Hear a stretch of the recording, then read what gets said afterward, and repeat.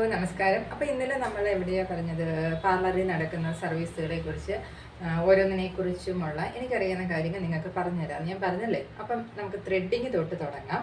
അപ്പം ത്രെഡിങ് എന്ന് പറഞ്ഞാൽ എന്താണ്?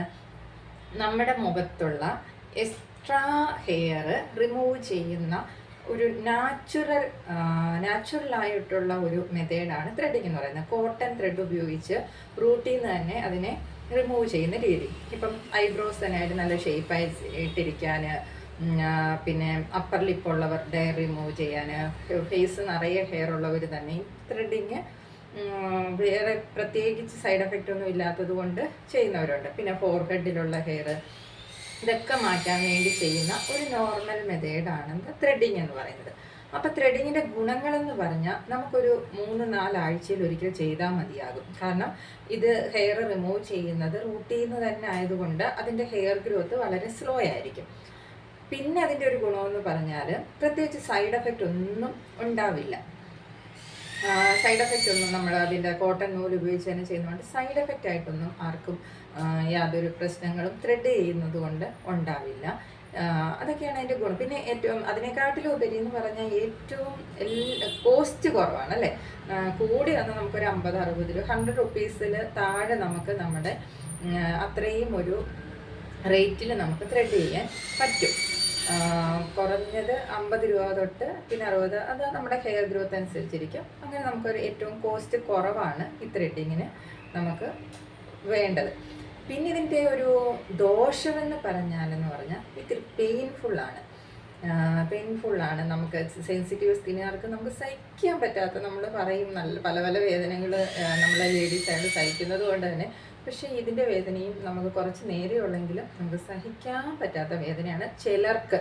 എല്ലാവർക്കും അല്ല, ചിലർക്ക് നിറയെ ഹെയർ ഉണ്ടെങ്കിൽ പോലും ഈ അത്രയും വേദന എടുക്കില്ല. ചിലർക്ക് ഇത്തിരി ഹെയർ ഉള്ളെങ്കിലും എനിക്ക് ഹെയർ റിമൂവ് അല്ലെങ്കിൽ ത്രെഡിങ് ചെയ്യുന്ന വേദന എന്ന് പറഞ്ഞാൽ അൺസൈക്കിൾ. ഞാനൊരു 3 മാസത്തോളം ആയിട്ടുണ്ട് ഇപ്പം ത്രെഡ് ചെയ്തിട്ട്.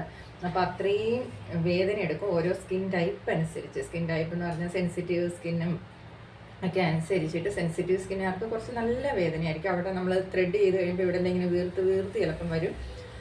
അങ്ങനെയുള്ള പ്രശ്നങ്ങളുണ്ടാവും.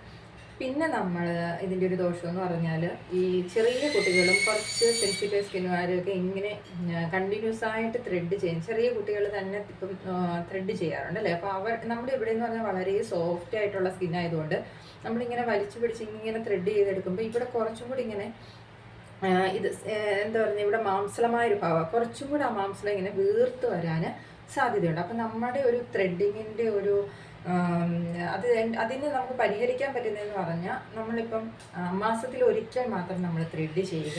പിന്നെ ചെറിയ കുട്ടികൾ കഴിയുമ്പോൾ ഒരു +2 കഴിയുന്നത് വരെ ത്രെഡ് ചെയ്യാതിരിക്കുക. അത്രയ്ക്ക് ഐബ്രോ ഷേപ്പൊന്നും ഇല്ലെങ്കിൽ മാത്രം നമ്മൾ ത്രെഡ് ചെയ്താൽ മതി, അതായിരിക്കും നല്ലത്. പിന്നെ നമ്മുടെ റൈസറൊക്കെ ഉപയോഗിച്ച് അല്ലെങ്കിൽ ഷേവറൊക്കെ ഉപയോഗിച്ച് നമ്മൾ ഹെയർ റിമൂവ് ചെയ്യുമ്പോൾ അത് പെട്ടെന്ന് ഗ്രോത്ത് ആവും. ഗ്രോത്ത് എന്ന് പറഞ്ഞാൽ അത് മേളിൽ നിന്ന് മാത്രമല്ലേ കട്ടാവുന്നുള്ളൂ. അപ്പോൾ അതുകൊണ്ട് തന്നെ അത് നമുക്ക് ഒരു 3-4 ദിവസത്തിനുള്ളിൽ അതിങ്ങനെ ചെറിയ ഡോട്ട് പോലെ ഈ ഹെയർ പൊങ്ങി വരുന്നതായിട്ട് നമുക്ക് കാണാൻ സാധിക്കും. പിന്നെ ചിലർക്കത് ഇറിറ്റേഷൻ ഉണ്ടാവും, ചൊറിച്ചിലുണ്ടാവും. അപ്പം അങ്ങനെയുള്ള പ്രശ്നങ്ങൾ നമ്മൾ ത്രെഡ് ചെയ്യുമ്പോൾ ഉണ്ടാവാറില്ല. പിന്നെ കണ്ടിന്യൂസ് ആയിട്ട് അങ്ങ് ഷേവ് ചെയ്തെടുക്കുമ്പോഴത്തേക്കിനും അവിടെ ഒരുമാതിരി റഫായിട്ട് നമുക്ക് നമ്മുടെ ഈ സോഫ്റ്റായ സ്കിന്നിൻ്റെ പുറത്തെ പാളിയാണല്ലോ, അതിങ്ങനെ നമ്മൾ ഷേവ് ചെയ്യുമ്പം നമ്മളവിടുത്തെ ഓയിലും എല്ലാം അതിൽ നിന്ന് നമുക്കിങ്ങനെ റിമൂവ് ആവുന്നുണ്ട്. അപ്പോൾ അത് നമ്മുടെ മുഖത്തിൻ്റെ ഒരു സോഫ്റ്റ്നെസ് കുറയ്ക്കും. അപ്പോൾ അതിനൊക്കെ വെച്ച് ബെറ്റർ ത്രെഡിങ് ആണ്. ഇപ്പോൾ ത്രെഡിങ്ങിനെ കുറിച്ച് എനിക്ക് ഇത്രയേ പറയാനുള്ളൂ. അപ്പം അത് നോക്കിയിട്ട് ഈ ചെറിയ കുട്ടികൾ ഒരു ചെറിയ കുട്ടി മീൻസ് ഒരു 10ാം ക്ലാസ്സിലൊക്കെ ഉള്ള കുട്ടികളൊക്കെ ത്രെഡ് ചെയ്യുന്നുണ്ട്. അപ്പോൾ അവരോട് ആൻറ്റിയുടെ റിക്വസ്റ്റ് എന്ന് പറഞ്ഞാൽ ഇപ്പോഴേ നിങ്ങൾ ത്രെഡ് ചെയ്യേണ്ടത് ഒരു +2 കഴിഞ്ഞിട്ട് ത്രെഡ് ചെയ്യുന്നതായിരിക്കും ഏറ്റവും നല്ലത്. ആൻറ്റി പറഞ്ഞതേ ഉള്ളൂ, നമുക്കുടെ കോൺഫിഡൻസ് ആണ് എപ്പോഴും നമുക്ക് വലുതല്ലേ.